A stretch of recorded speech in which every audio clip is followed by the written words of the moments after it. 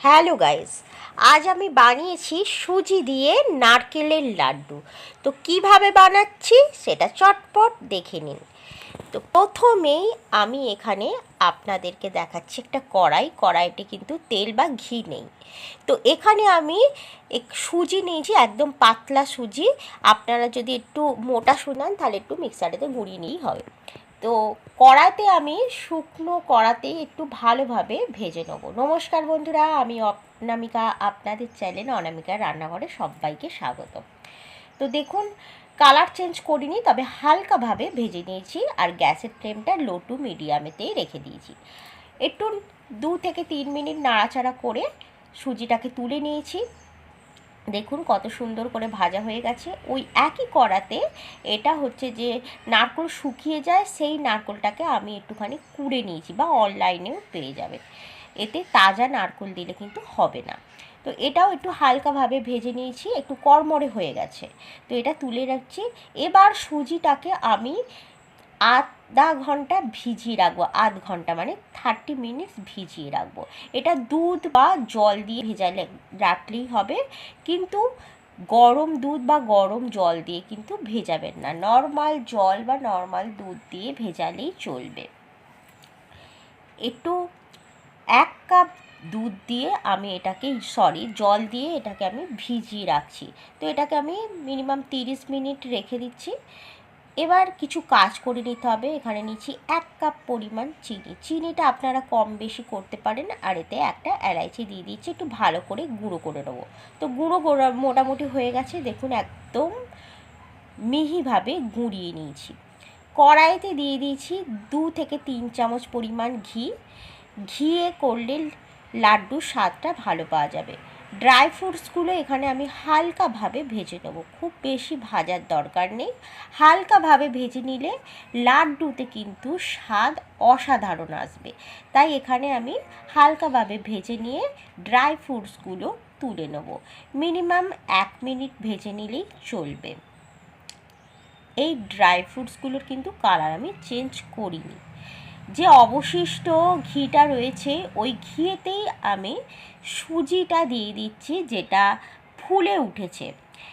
এবার আমি গ্যাসের ফ্লেমটা একদম লোয়েতে করে দিয়েছি, একদম লো মানে স্লো করে দিয়েছি।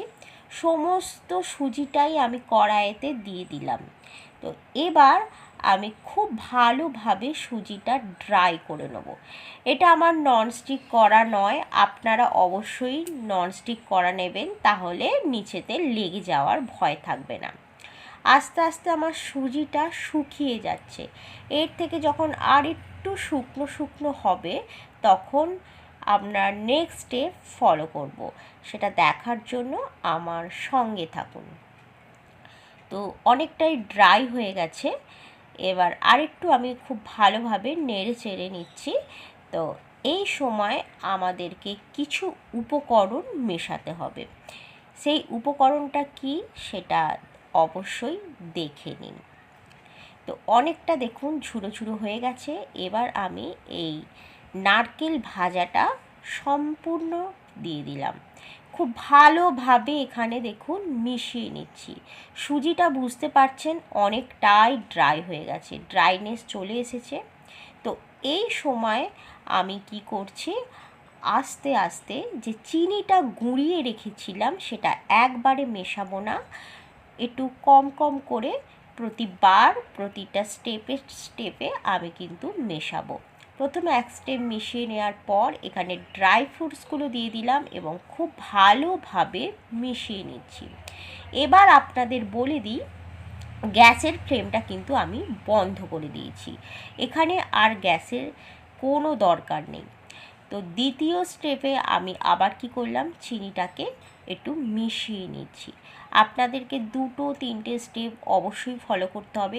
একবারে চিনিটা যদি দিয়ে দেওয়া হয় তাহলে কিন্তু জল ছেড়ে যাবে চিনি থেকে, তখন লাড্ডুর স্বাদটা একদম ভালো পাওয়া যাবে না। তাই আমাদের এইভাবে নাড়তে চাড়তে অপেক্ষা করতে হবে সুজিটা যেন হালকার বেশি ঠান্ডা হয়ে যায়। তখন আমাদেরকে আস্তে আস্তে করে 2 স্টেপ বা 3 স্টেপে পুরোপুরি চিনিটাকে মিশিয়ে দিতে হবে। এখানে আমি 3টে স্টেপে ভালোভাবে সম্পূর্ণ চিনিটাকে মিশিয়ে দিয়েছি। এখন দেখুন অনেকটাই একটু আঠা আঠা মতো হয়ে এসেছে। এবার আমি একটা পাত্রেতে ট্রান্সফার করে নিয়েছি এবং লাড্ডুর আকারে তৈরি করে নিয়েছি। ভিডিওটা কেমন লাগলো অবশ্যই কমেন্ট বক্সে লিখে জানাবেন। পরবর্তী ভিডিওর জন্য অপেক্ষা করবেন। So thank you.